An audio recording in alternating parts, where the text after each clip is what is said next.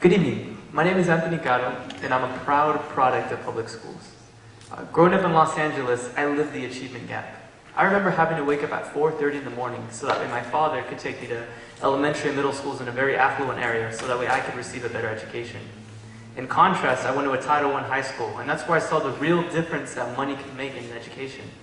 When I moved to the Bay Area, I began working in the warehouses in Richmond. And that's where I got to meet former students of this district, and they too told me about the inequality here. And that's when I started my career. For the past few years, I've been working as a community organizer, meaning that I've been listening to the needs of parents, teachers, and students, and acting on those needs.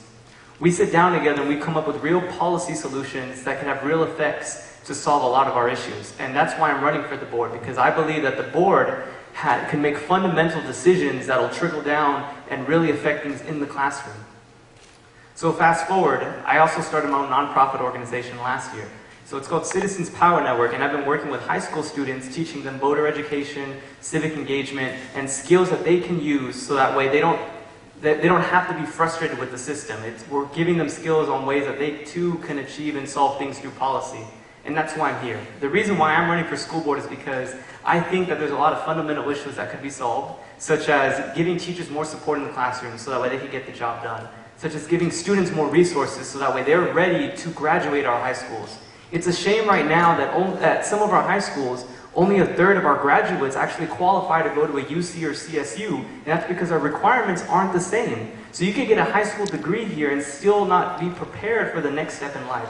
So I want to make sure that all of our students are prepared, and the only way to do that is by starting early in the elementary schools. We need to close the achievement gap. We need to make sure that all of our students are reading at grade level, and we need to do all of these things together as one community if we really want to see great achievements in this school district.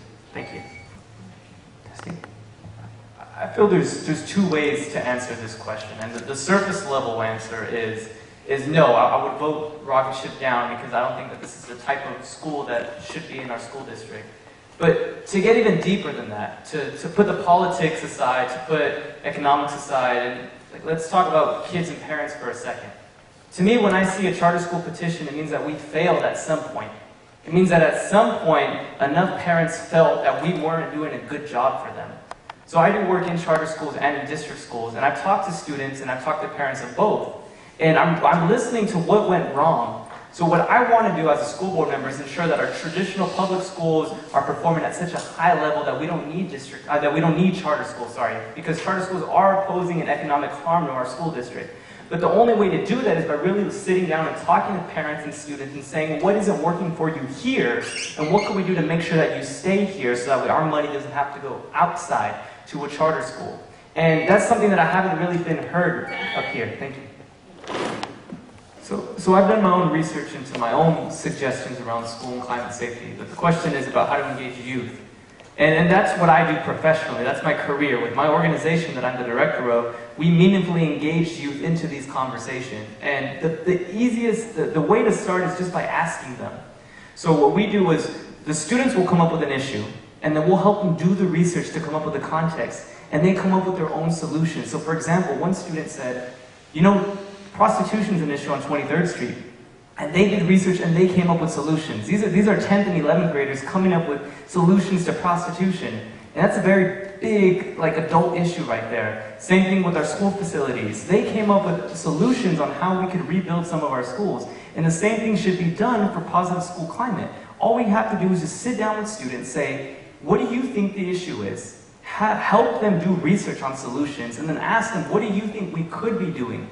They're more than capable. We just need to sit down with them. I've talked to black parents and students, and they feel like they're being left behind. I've talked to Latino parents and students, and they feel like the district's leaving them behind as well. I've talked to English language parents and students, and they feel like they're being left behind. Well, what does being left behind mean? Most recently, I met a mother, a black mother of a black child, and she told me that between 4th grade and 8th grade, he had been expelled from 6 different schools. Now what that to me tells me is that the district gave up on this child because they stopped looking at him as an individual, as a human, and they saw him more as a problem. So what I propose that we do to ensure that all of our students are succeeding is that we look at each student as an individual and see what sort of resources and interventions they need very early on. If a student is in 3rd grade and we see that they're falling behind in reading, what does that individual need right now so that by the time they get to 9th grade, they're not reading to catch up, but they're reading to learn? We need to ensure that every single child is looked at for the promise and potential that they have so that we can help them tap into that. Thank you. There's 11 of us candidates. From what I hear, all of us want every student in this district to succeed. Most of us even have good ideas. But you only get to vote for 3 people. And the reason why I think that you should vote for me, Anthony Caro, is because I'm here. I'm at our school sites. I'm in the community. I'm listening to teachers. I'm listening to parents. I'm listening to students. Even though it's my name here on this piece of paper, even though it's my name on the signs, this campaign isn't about me. It's about the hundreds of people behind me that have helped me come up with my policy suggestions. Even if I don't win this election, which some say isn't likely, I'm going to take that list of policy suggestions, I'm going to take those suggestions from real people, take those suggestions from research and hand it to the current school board and say, this is what we need in our community because I've done the research, I know what this community needs, and I even have a couple suggestions on how we can make that happen. So voting for me is voting for somebody that's going to be proactive and not reactive. I'm not going to wait for you to come to me. I'm going to come to you. Okay, this concludes our